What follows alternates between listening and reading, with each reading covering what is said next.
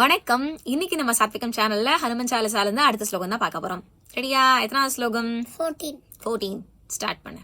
சனகாதிக சனகாதிக பிரம்மாதி முனீசா பிரம்மாதி முனீசா நாரத சாரத நாரத சாரத சகித அஹீசா சஹித அஹீசா.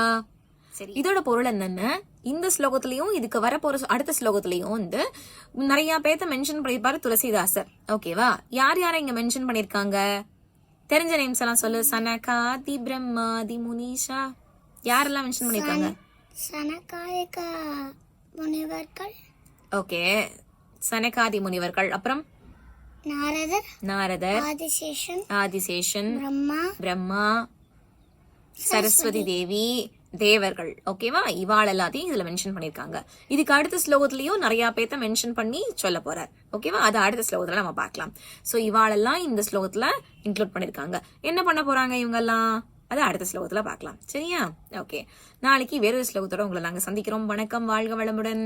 சர்வே ஜனா சுகினோ பவந்து, வாழ்க வளமுடன்.